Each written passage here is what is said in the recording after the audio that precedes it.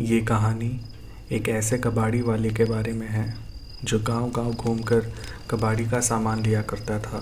और एक दिन उसके साथ होता है एक ऐसा हादसा जिसके बारे में आज आपको इस कहानी में पता चलेगा। नाम था उसका हरिया और उम्र होगी यही कुछ 28 से 30 साल।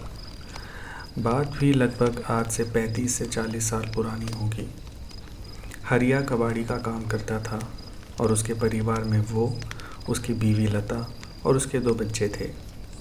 दुकान तो उसकी झोला ही थी, मतलब दुकान नहीं थी उसकी। केवल एक साइकिल थी जिस पर वह कबाड़ी का सामान लादे रहता था।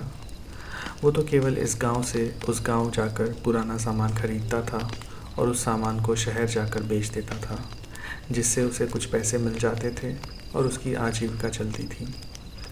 वो समय ऐसा था कि जब ना तो बिजली की व्यवस्था थी और ना ही पक्के रास्तों की। इंसानों के द्वारा बनाई गई पगडंडियों से ही लोग आया जाया करते थे। हरिया भी उन्हीं रास्तों का इस्तेमाल करता था एक जगह से दूसरी जगह जाने में।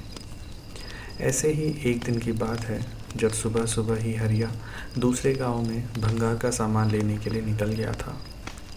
आज उसका दिन अच्छा था और उसको बहुत सारा कबाड़ी का सामान मिला, तो उसने सोचा कि चलो 1-2 गांव और घूम आए तो थोड़ा और सामान मिल जाएगा। यही सब सोचकर वो दूसरे गांव भी चले गया। उसको वहाँ भी खूब सारा कबाड़ी का सामान मिला और ऐसे करते करते उसे शाम हो गई थी। अब वो सोचने लगा कि अरे, आज तो समय का पता ही नहीं चला। मुझे घर पहुँचने में पक्का देर रात होने वाली है। अगर आज मैं यहाँ रुक जाता हूँ तो घर पर सब मेरी चिंता करेंगे, इसलिए मुझे जल्द से जल्द निकल जाना चाहिए। और ये सब सोचकर वो अपने घर की ओर निकल गया। वैसे वो अपने गांव से काफ़ी दूर आ गया था और तकरीबन 3 से 4 घंटे उसके लगने वाले थे अपने गांव तक पहुंचने में। हे भगवान, आज काम के चक्कर में बहुत लेट हो गया हूँ। घर पर लता और बच्चे मेरी राह देख रहे होंगे। मुझे जल्द से जल्द घर पहुंचना चाहिए।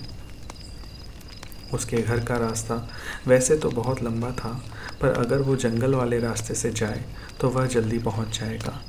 यही सब सोचकर वो जंगल वाले रास्ते की ओर चला गया। रात के कुछ 10 बज रहे होंगे। उसे जंगल से थोड़ी दूर पर लालटेन और आग की रोशनियां दिखाई दे रही थी, तो उसे थोड़ा सुकून मिल रहा था। पर थोड़ा आगे जाने के बाद उसे वो रोशनियां आना भी बंद हो गई। अब हरिया धीरे धीरे आगे बढ़ रहा था, पर उसके सामान की वजह से वो थोड़ा थक भी रहा था, तो वो थोड़ा आराम करता और फिर से चलने लगता। धीरे धीरे चलते चलते उसे उस जंगल में से अजीब सी आवाज़ें आने लगीं और उसको महसूस हो रहा था कि कोई तो है उस जंगल में उसके अलावा जो इस तरह की आवाज़ें कर रहा था। उसको एक गंदी सी बदबू भी आने लगी थी, तो उसने सोचा कि शायद यह बदबू खराब पानी की होगी जो यहाँ जमा हुआ होगा और यह अजीब सी आवाज़ शायद इन सामानों से आ रही होगी। थोड़ा आगे जाने पर उसने फिर से महसूस किया कि पेड़ों पर कोई तो है, शायद यह कोई पक्षी हो। पर फिर उसने देखा कि वो जो कोई भी था वो एक पेड़ से कूदकर दूसरे पेड़ पर जा रहा था और थोड़ी सी चाँद की रोशनी में उसने देखा कि वो एक बड़े बालों वाली एक बूढ़ी औरत थी जो कि इधर से उधर कूद रही थी। यह देखकर हरिया डर गया, क्योंकि किसी भी बूढ़ी औरत को ऐसे एक पेड़ से दूसरे पेड़ पर कूदना बिल्कुल भी आम बात नहीं थी। हो ना हो ये एक चुड़ैल है, और ये सोचकर हरिया के पसीने छूटने लगे। पर हरिया ने अपने डर पर काबू पाया और उसने सोचा कि तेज़ तेज़ गाड़ी चलाता हूँ और जल्दी से यहाँ से निकलता हूँ ताकि इससे जान बचे। मैं तेज़ी से अपनी साइकिल चलाने लगा और बस इसी इंतज़ार में था कि कब घर पहुँचूँ और इस डायन से मुझे छुटकारा मिले। अब मुझे वो डायन दिखाई नहीं दे रही थी और न ही किसी पेड़ के हिलने की आवाज़ आ रही थी। मुझे लगा कि शायद वो सब मेरा भ्रम होगा और मैं काफ़ी थक गया हूँ, तो मुझे ऐसा खाली एहसास हुआ होगा। अब मुझे थोड़ा आराम हुआ, पर मैंने एक बात पर गौर किया कि मेरी साइकिल पर जो पीछे भार लदा था वो काफ़ी भारी हो गया था। अजीब बात थी कि ऐसा कैसे हो सकता था। मतलब शायद मैं थक गया हूँ तो मुझे ऐसा लग रहा होगा। तो मैं थोड़ा रुका और मैंने आराम करने का सोचा। मैं आराम ही कर रहा था कि तभी मैंने अपने पीछे किसी की सांसों की आवाज़ सुनी।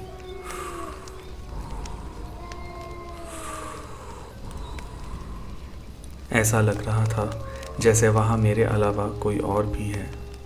मुझे फिर से पसीने आने लगे और मैंने पीछे मुड़कर देखा, पर वहाँ कोई भी नहीं था। मैं काफ़ी थक गया हूँ।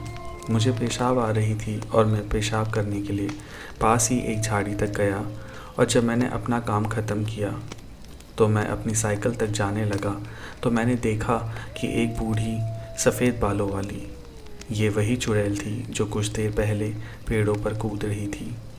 उसे देखकर मेरी जीभ गले में ही अटक गई। वो चुड़ैल काफ़ी भयानक थी और उसका चेहरा बहुत ही बदसूरत और काला था। उसकी एक लंबी नाक थी और उसने काले रंग की शॉल ओढ़ रखी थी। वो मेरी ओर देखकर हंस रही थी और अपनी जीभ मेरी तरफ करके मुझे उसके पास बुला रही थी। ये देखकर मैं समझ गया कि ये एक मांस नोचनी चुड़ैल है और आज ये मेरा भक्षण करेगी। उसने उसके हाथ में एक बड़े गंडासे को देखा और वो चुड़ैल उस गंडासे को हवा में हिलाती हुई उसके पास आने लगी। बस अब जितनी जान से हो सके मुझे भागना होगा, वरना ये चुड़ैल मुझे ज़िंदा खा जाएगी। और ये सोचकर हरिया तेज़ी से अपने गांव की ओर भागा और वो चुड़ैल भी उसके पीछे तेज़ी से भागने लगी। वो चुड़ैल उसके पीछे भागते वक्त बड़ी ही भयानक और विकराल रूपी लग रही थी। पर हरिया भी ज़ोर ज़ोर से हनुमान जी का नाम लेते हुए भाग रहा था और बस गांव तक आ ही गया था। तभी चुड़ैल ने एक ज़ोर की चीख निकाली और कहा, रुक, मुझे बहुत भूख लगी है। और फिर वो चुड़ैल हवा में ही गायब हो गई। हरिया फिर भी भागता रहा और गांव के मंदिर में जाकर बेहोश हो गया। फिर अगले दिन जब उसको होश आया तो सभी ने उससे पूछा कि क्या हुआ हरिया, तेरी ऐसी हालत और तू यहाँ क्यों सो रहा है? देख, पूरी रात तेरी बीवी बच्चे कितनी चिंता में थे। चल अब बता तेरे साथ क्या हुआ था। फिर हरिया ने उन्हें पूरी बात बताई तो वे सब उससे बोले, अरे तेरा दिमाग ख़राब था क्या जो तू उस मांस नोचनी के जंगल से गुज़र कर आया? खैर तेरे भाग्य अच्छा है जो तू बच गया, शायद तुझे भगवान ने बचा लिया। फिर हरिया उठा और उसने भगवान को धन्यवाद किया और अपने बीवी से मिलकर वो कुछ गांव वालों के साथ उस जंगल में उस जगह चला गया जहां पर उसकी कबाड़ी का सामान लादने वाली साइकिल थी। उन लोगों ने वहां जाकर देखा कि उसकी साइकिल के टुकड़े और कबाड़ी का सामान यहाँ वहाँ पड़ा हुआ था। ये सब उस चुड़ैल का ही काम था। हरिया उस दिन बच गया और फिर उसने गांठ बांध ली कि अब वो इस जंगल में कभी नहीं आएगा।